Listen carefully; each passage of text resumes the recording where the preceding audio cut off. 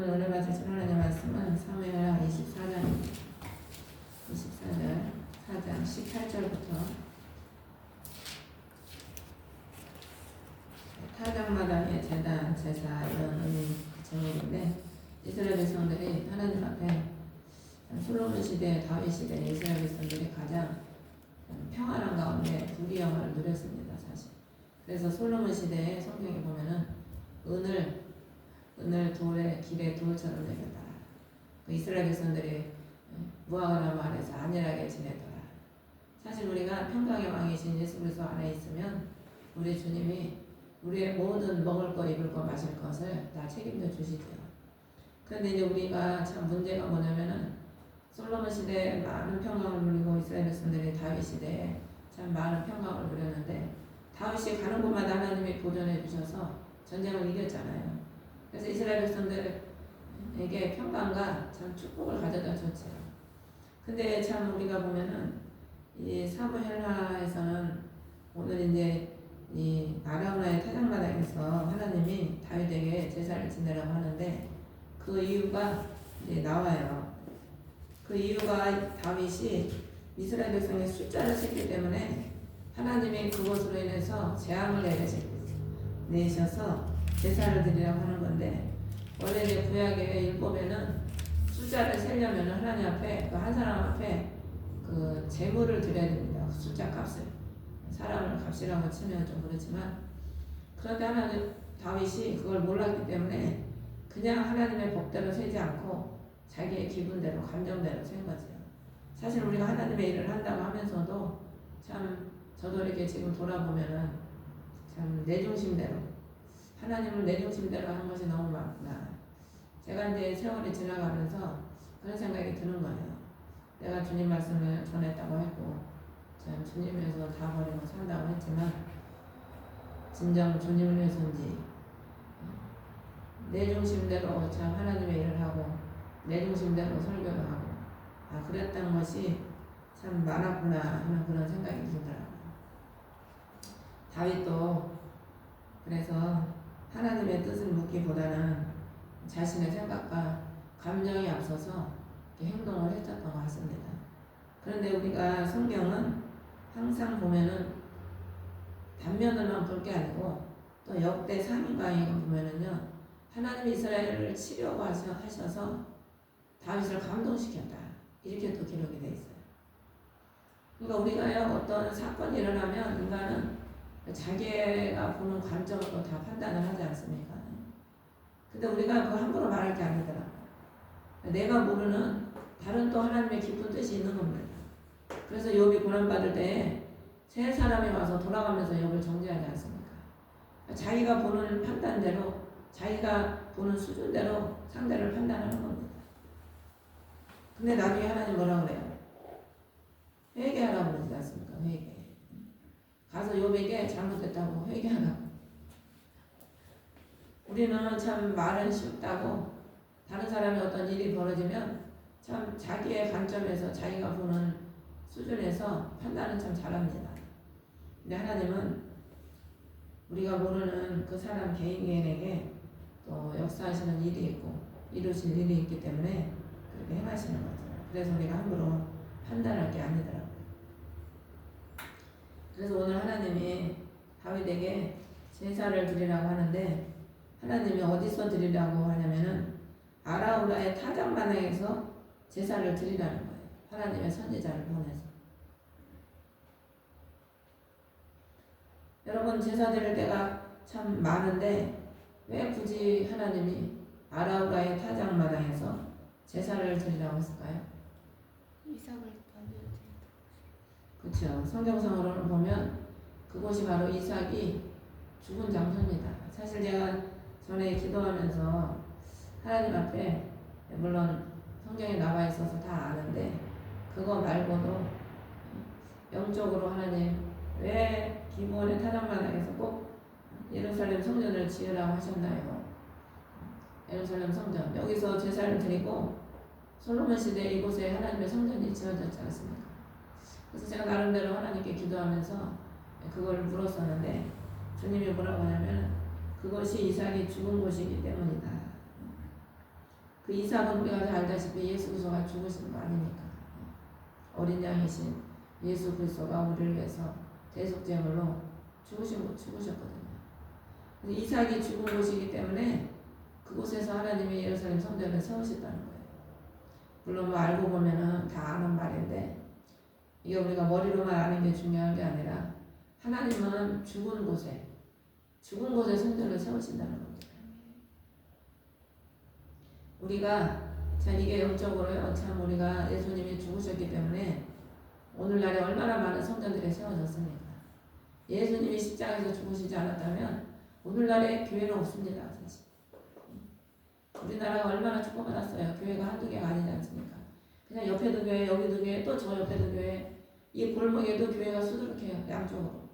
가는 곳마다 교회가 너무 많습니다. 일본은 가면은요, 교회가 없어요. 십자가가 없습니다. 일본은. 다녀봐도요, 십자가가 잘 안 보여요. 우리나라는 너무 축복을 받았죠. 예수님이 죽으시지 않았다면 교회가 없다니까요. 교회가 없으면 여러분도 어디서 말씀 듣고 어디서 기도하고 어디서 신앙생활 하겠습니까? 예수님이 죽으셨기 때문에 교회가 세워진 겁니다. 예수님이 죽으신 그곳에 교회가 세워졌다는 거예요. 그래서 베드로에게 예수님 뭐라고 합니까? 이 반석 위에 내가 교회를 세우리니 음부의 권세가 이기지 못하리로다. 우리가 이거는 여러분들도 영적으로 보면은 하나님이 우리 한 사람 한 사람을 예수 그리스도의 십자가에 못 박게 하시고 우리가 밀알돼서 죽으면 내 한 사람이 교회가 됩니다. 사실 영적으로. 그래서 우리 한 사람이 교회가 돼서 나를 통해서 많은 사람들이 어떤 사람은 50부장, 어떤 사람은 100부장, 어떤 사람은 1000부장. 출애굽기에 보면은 50부장, 100부장, 1000부장이 있지 않습니까?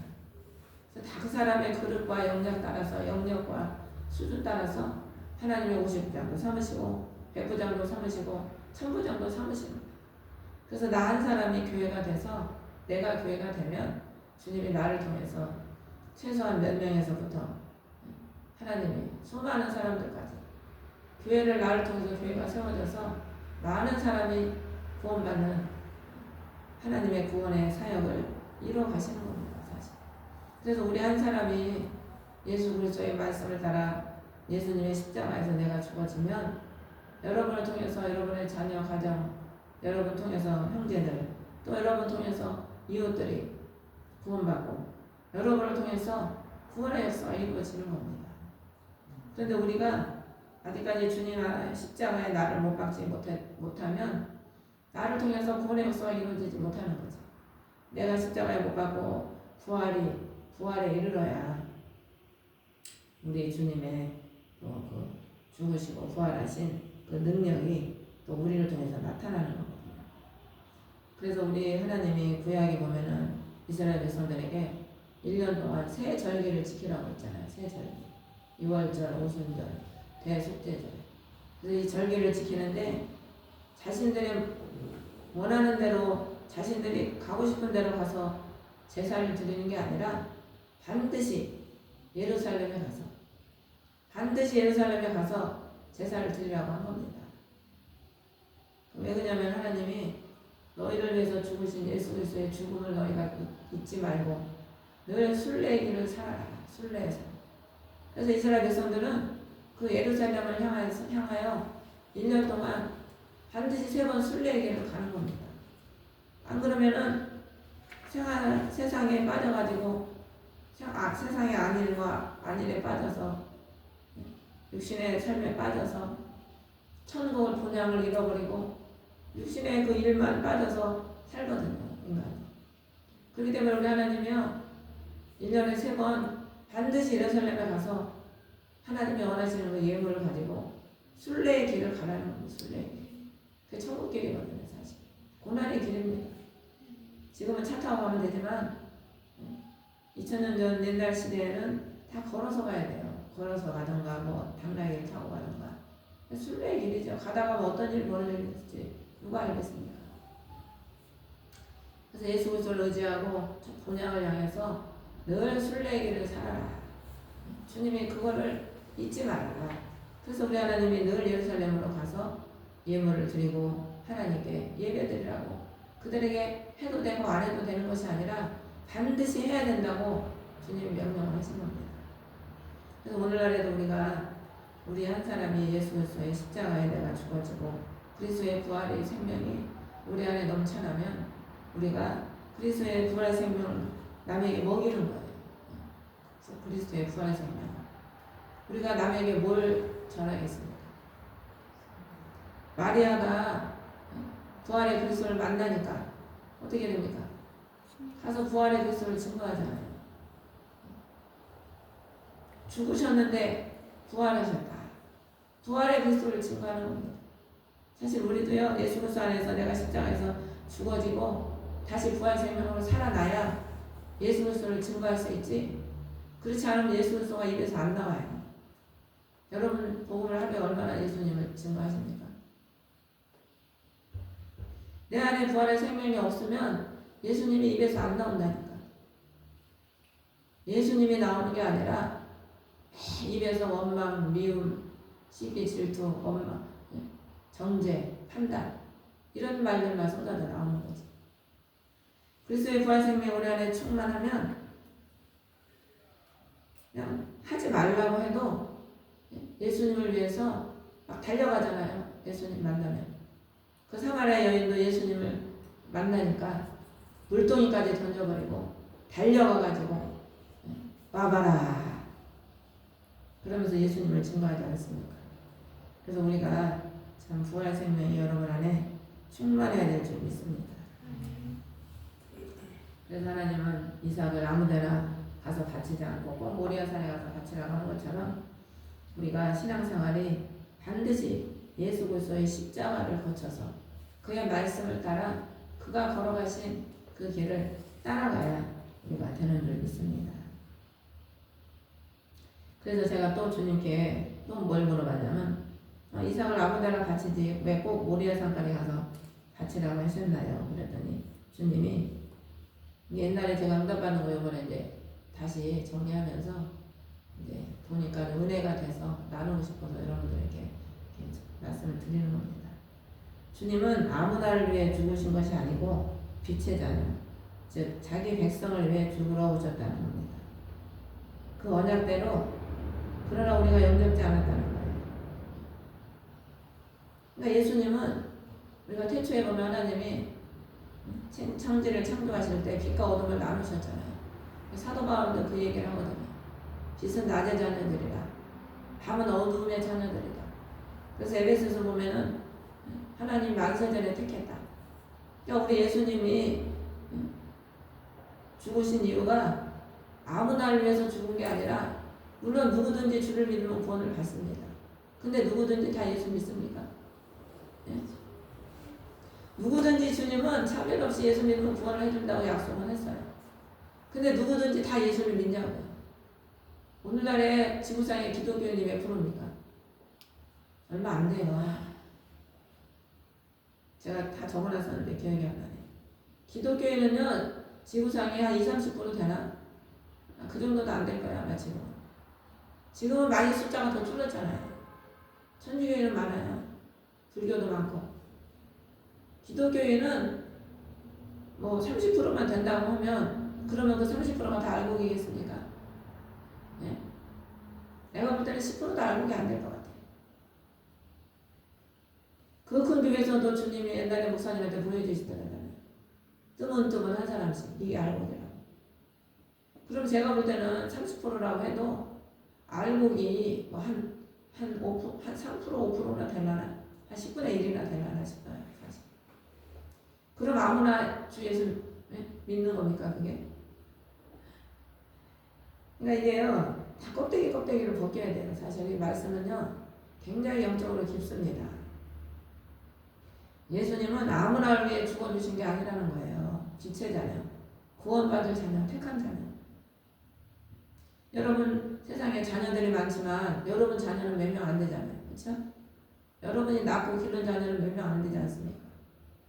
그게 진짜 자녀예요. 여러분 교회 다니고 뭐 몇십 년 다닌다고 해도 주님의 손에서 자라고 길러지고 만들어지지 않으면은요 주님의 자녀가 아닌 겁니다. 하나님의 창세기 보면은 하나님의 모양과 형상대로 우리가 사람을 만들자 그렇게 말씀하셨죠. 그게 하나님의 모양은 겉모양이고 형상과 모양은 본질과 겉모양 두 가지를 다 얘기하는 거예요. 자녀들이 보면은 닮지 말라고 해도 부모의 DNA를 닮잖아요. 혈액 피가 닮고 성격이 닮고 하는 행위가 닮고 그게 자녀거든요. 생긴 게 닮고 속과 겉이 닮는 거예요. 자기 자녀는 그렇게 만들려고 해도 일부러 못 만들지 않습니다.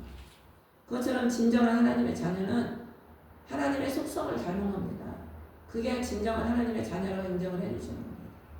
그런데 우리가 신앙생활을 오래 하고 교회를 오래 다녔어도 우리의 내면이 하나님의 말씀으로 다시 지어지지 못하고 하나님의 말씀으로 형성되지 못하면 그 하나님의 자녀라고 인정을 해주지 못하는 거죠. 아직까지. 제가 이거 임기를 정리하면서 하나님이 고등학생이 되니까 제가 파란 옷을 입었더라고요. 고등학생이 되니까. 제가 그걸 보면서 뭘 깨달았냐면 영적으로도 고등학생 정도 돼야 예수님의 생명 안에 내가 들어가는 거구나. 그러니까 영적으로 성장하지 못하면 얼마든지 세상으로 갈 수 있거든요. 얼마든지 죄를 지을 수 있어요. 얼마든지 죄 짓고 세상이 좋다고 가요. 영적으로 깊이 들어가면 예수 그리스도를 누리고 그 부활의 생명이 얼마나 기쁘고 귀한지를 알기 때문에 주님을 떠나지 않지. 목숨까지 버려서 주님에서 충성하고 생명까지 버려서 주님에서 순교의 길을 갑니다. 근데 아직까지 성장하지 못하면 늘 죄의 유혹에 빠져 있어요. 틈만 나면 죄를 향해서 달려갑니다. 사실. 그래서 결과적으로 보면은요, 예수님은 아무나 위해서 죽은 게 아닙니다. 그 고귀한 피값을 주님이 아무나 위해서 죽으신 게 아니라니까요. 진정으로 알곡된 그 몇 명의 성도들, 몇 명의 신부들, 그 신부를 주님은 살리고 구원하시려고 데리러 오시려고 사실 결과적으로 보면 죽으신 겁니다. 그래서 마지막 때에 많은 사람들이 예수 그리스도의 피를 배신하고 배반하고 하나님께 등을 돌리고 세속으로 흘러가죠. 하지만 끝까지 좁은 길을 그리스도의 십자가를 지고 고난의 십자가를 지고 그분을 따라가는 그 그리스도의 거룩한 신부들, 그 신부들을 위해서 주님은 죽으셨고 그 죽으신 그 피값으로 사신 신부들을 주님은 이 땅에 환란의 바람이 불 때 데리러 오신다는 겁니다. 그래서 우리는 세상이 변하고 시대가 변하고 유행이 변하고 다 변합니다. 사실 안 변하는 게 없어요. 시대는 변하고 다 변해요. 그렇지만 우리는 하나님의 말씀은 영원히 변치 않지 않습니다. 하나님의 말씀. 그래서 변치 않는 하나님의 말씀에 우리가 늘 따라서 세상은 변해도 그 중심이 우리가 늘 변치 않고 주님을 표대를 늘 천국에 삼고 그 천국을 향해서 달려가야 될 줄 믿습니다. 그 사람이 바로 예수 그리스도의 정결한 신부입니다. 그래서 우리 하나님은 다윗이 비록 범죄한 것 같아도 이스라엘 백성들이 하나님의 다윗의 구출을 통해서 평안을 누리니까 제가 볼 때는 우상에 빠지고 범죄를 많이 한 것 같아요. 한마디로 세상에 빠진 거죠. 이스라엘 백성들. 그러니까 하나님이 그들이 너무 범죄에 빠지고 우상을 섬기고 하나님보다 주변에 우상을 섬기고 그러니까 하나님이 이스라엘 백성들을 치기 위해서 그러니까 성경은요 그래서 단면만 볼 게 아니고 조합을 해야 돼. 조합. 그래서 복음서도 사복음서가 있지 않습니까? 사복음서 조합을 해봐야 돼. 조합. 그래서 성경을 조합을 해보면 이스라엘 백성들이 다윗의 그 그늘 아래서 평안을 누리니까 전쟁이 없으니까 편안하니까 그냥 범죄하고 세상으로 가고 우상 섬기고 육신에 빠져서 사사기에도 그게 똑같이 나오잖아요. 그들이 하나님의 구출을 받아서 은혜를 받아서 하나님이 가나안 땅을 약속을 줬는데 그들이 전쟁을 겪지 않은 세대다. 전쟁을 안 겪어보고 편안히 살다 보니까 사방의 우상을 섬기고 사방의 신을 따라가고, 그러다 보니까 하나님이 그들을 치사 주위의 사람들을 일으켜가지고 치게 만들어서 그들로 하여금 하나님께 기도하게 만들고, 기도해서 하나님의 구출을, 전쟁을 체험하게 만드는 거지. 사실 우리의 신앙은 전쟁이거든요. 원수, 우리를 넘어뜨리려고 하는 그 원수마귀와 늘 전쟁하고, 우리를 유혹하는, 우리를 시험하는 세속과 늘 전쟁하고, 늘 육과 싸우고. 사실 그게 우리의 신앙생활입니다. 신앙생활.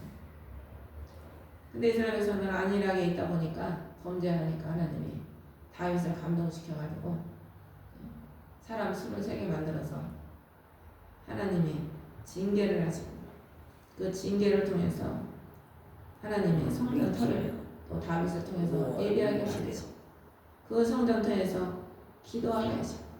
그래서 이게 다 보면은 우리의 범죄로 인해서 예수 그리스도가 죽으신 것이고, 또 예수 그리스도가 죽으심으로 우리가 구원받고, 우리가 예수 그리스도의 그 부활 생명을 우리에게 예수님이 마지막 결과적으로 주시기 위해서 하나님은 우리에게 예배드리고 기도하고 주의 말씀을 따라 살아가라고 말씀하고 계신 것이죠. 그래서 여러분들도 시대를 따라가지 마시고, 세상에 보이는 것, 들리는 걸 따라가기보다 늘 여러분들이 십자가가 내 안에서 늘 붙잡고, 십자가를 붙잡고, 또 여러분들이 늘 주님이 나를 위해서 죽으심으로써 또 우리가 한 사람의 내가 교회다. 그래서 예수님이 너희가 하나님이 거하는 성전인지를 알지 못하느냐. 여러분 한 사람 한 사람이 교회이기 때문에 여러분 한 사람 한 사람을 통해서 또 여러분 가족과 또 여러분 주위에 많은 사람들이, 빛이 가면 어둠은 어떻게 돼요? 빛이 가면 어둠은 물러나요. 그게 진리입니다. 그래서 우리가 여러분이 진짜 빛이 되고 소금이 됐다면 썩은 세상을 다시 살리고 어둠이 물러나야 돼요. 그래서 기도하는 사람이 가면은요, 그 곳에는요 기쁨이 생겨요. 화평이 생겨요. 밝아져. 마귀에 잡혔던 사람들이 다 빛이 가니까 밝아지고 기쁨이 있고 화평이 생기는 거죠. 그래서 여러분들이 하나님의 형상대로 여러분이 지어지고, 하나님의 빛 아닙니까? 빛. 사랑이시고. 그래서 여러분들이 빛의 자녀가 됨으로 인해서 또 그리스도의 빛을 나타내는 향기를 바라는 또 저와 여러분의 삶이 되시기를